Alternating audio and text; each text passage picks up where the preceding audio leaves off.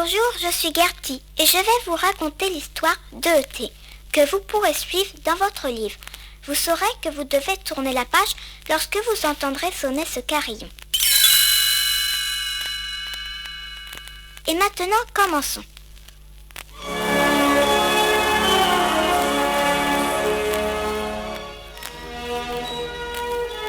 Jusqu'à présent, je ne pouvais pas vous parler de E.T. Elliot, mon frère, ne le voulait pas. C'était un secret parce que c'était la chose la plus extraordinaire du monde. C'est Elliot qui me l'a dit. Je n'avais même pas le droit d'en parler à maman. Mais maintenant, je peux tout vous raconter. Voilà comment tout a commencé. C'était la veille du Mardi Gras. Nous étions tous là, dans la cuisine, maman et puis Elliot et Michael, mon autre frère. Je voulais savoir comment ils allaient se déguiser. Moi, je voulais m'habiller en cow-boy. Mais personne ne m'écoutait. Comme d'habitude, ils me traitent toujours comme un bébé. Elliot parlait à maman. J'ai vu quelque chose de bizarre hier soir dans la cour.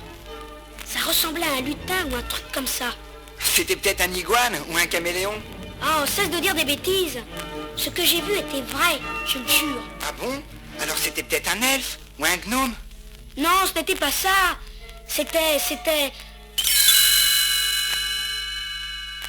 Personne n'a cru Elliot. J'étais contente. Pour une fois, on se moquait de lui et pas de moi.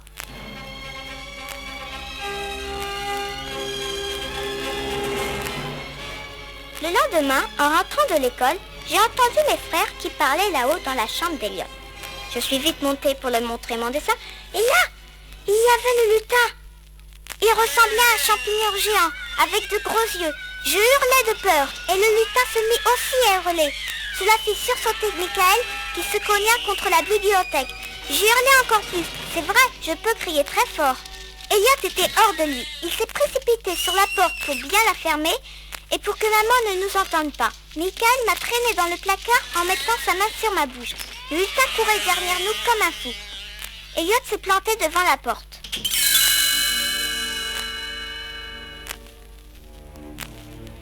J'ai alors eu le temps d'observer calmement le lutin. Il était plus petit que moi, il avait de longs doigts, un corps tout mou, de gros yeux bleus.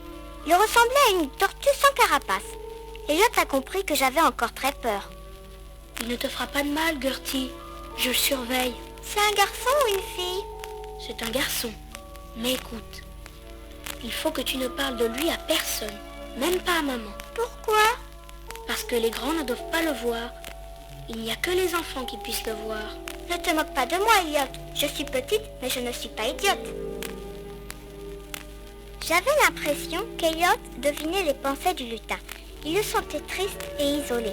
Mais dans le placard où il s'était réfugié, entouré de tous nos animaux en peluche, il n'avait plus l'air d'avoir peur. Alors j'ai promis à Elliot de garder le secret. Elliot a compris que le lutin avait faim. Cette nuit-là, nous lui avons apporté de la nourriture en cachette. Et nous l'avons regardé manger. On pourrait plutôt dire qu'il dévorait. Il se servait de ses drôles de longs doigts pour attraper la nourriture. C'était bizarre et pas appétissant. J'ai froncé le nez, un peu dégoûté. Il mange vraiment comme un cochon. Je lui ai offert aussi un géranium dans un pot. Il a eu l'air content. Le géranium aussi était content. Il s'est mis à pousser sous notre nez, comme par enchantement. Elliot a montré au lutin un globe terrestre. Tu vois, nous sommes là. Et toi, d'où viens-tu?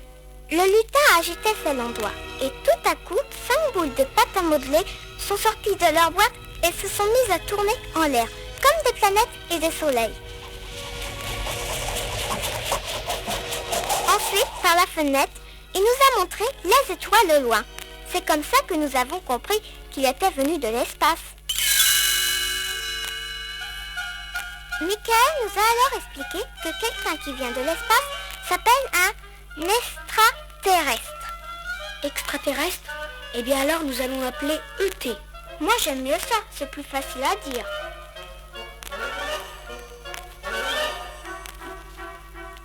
Un jour, en rentrant de l'école, j'ai trouvé E.T. tout seul à la maison. Il en avait profité pour quitter sa cachette et regarder une de mes émissions de la télé favorite. On y apprenait la lettre B. J'ai dit B, B, B.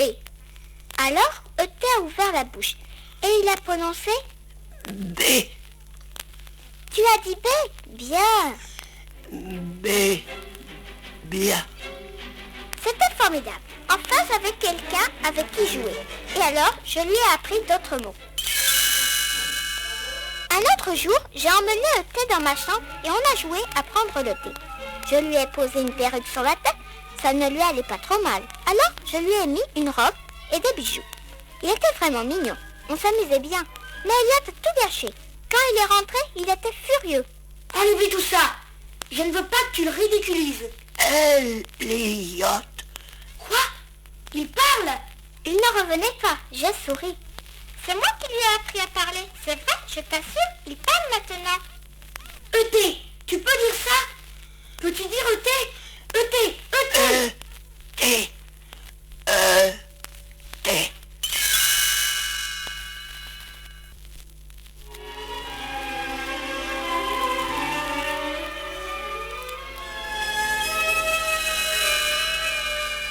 Alors E.T. a ouvert la fenêtre et nous a encore montré les étoiles. Maison. Téléphone. E-T. Téléphone. Maison. Elliot a tout de suite compris. E.T., tu veux téléphoner chez toi pour qu'on vienne te chercher? C'est ça? Venir. Venir. Et nous avons décidé d'aider E.T. à établir une communication avec les siens. D'abord, Elliot et Michael lui ont apporté des tas d'objets. Un vieux phonographe, un mixeur, un parapluie, et moi, je lui ai prêté ce que j'avais le plus précieux, mon alphabet électronique. X, W, V, U, A. Et puis, sous le nez de maman, on a fait sortir E.T. de la maison. Comme c'était la période du carnaval, on l'avait déguisé en fantôme. Tout le monde a cru que le fantôme, c'était moi, parce que E.T. et moi, nous avions la même taille. Elliot l'a emmené sur sa bicyclette qui s'est mise à voler dès qu'E.T. est monté dessus. Et ils sont partis loin dans la forêt. De là, E.T. devait essayer d'établir le contact avec le sien. Nous avons attendu Elliot, il n'est pas rentré à la maison cette nuit-là. Maman était très inquiète. J'avais bien envie de lui dire que je savais où il était, mais j'avais promis de garder le secret. Elliot est rentré le lendemain matin, très fatigué et très malade. Et vous savez pourquoi? Il avait perdu E.T. dans la forêt. Tout allait vraiment mal et j'avais peur. Michael est parti à la recherche de E.T. dans la forêt. Il l'a retrouvé et ramené à la maison. Mais E.T. avait l'air très malade. Alors Michael et moi, nous avons pensé qu'il valait mieux tout raconter à maman. Elle est rentrée dans la salle de bain et Elliot et E.T. étaient assis par terre. Maman, nous sommes malades. Je crois que nous allons mourir. Maman ne comprenait rien. Qui était donc cette créature? Je lui dis. Il est venu de la lune. Alors E.T. a tendu les bras vers maman et il a dit. Maman. Maman était affolée. Elle nous a attrapés tous les trois, Michael, Elliot et moi, et nous a fait dévaler les escaliers. C'est à ce moment que des tas de gens en combinaison spatiale ont envahi la maison. Ils rentraient par les portes, les fenêtres. C'étaient des savants et ils cherchaient E.T. Lorsqu'ils l'ont trouvé, E.T. était très malade. Ils ont tout de suite essayé de le sauver.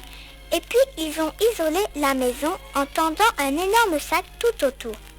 Et ils ont amené beaucoup d'appareils scientifiques. Mais ça ne servait à rien. Elliot était désespéré. Je t'en prie, E.T., ne me quitte pas.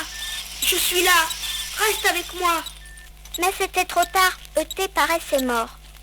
Les savants enveloppèrent le corps de E.T. pour l'amener à leur laboratoire. Je me suis mise à pleurer et maman aussi. Elliot n'arrivait pas à le quitter et a demandé de rester seul avec lui. Toute ma vie, je penserai à toi. Je ne t'oublierai jamais.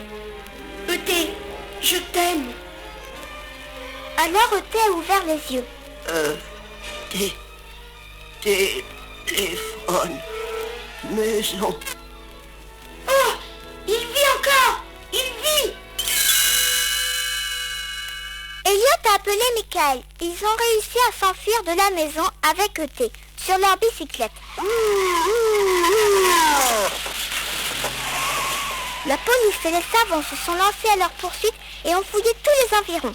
Et juste au moment où ils allaient les attraper, E.T. a fait voler leur bicyclette au-dessus des voitures et des maisons.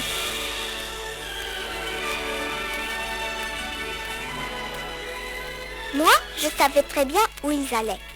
Je savais qu'ils attendaient dans la forêt les gens venus de l'espace pour amener E.T. dans sa maison. Je suis allée avec maman à l'endroit où le vaisseau devait atterrir.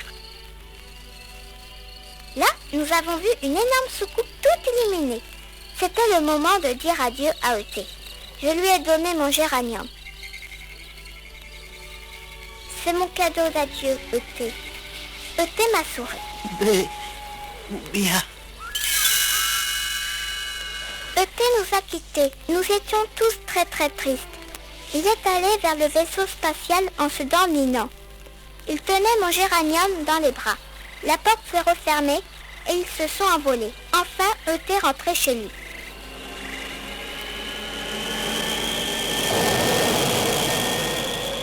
Et moi, chaque fois que je regarde les étoiles la nuit avec mes frères, je pense à E.T. J'espère bien qu'il reviendra un jour chez nous.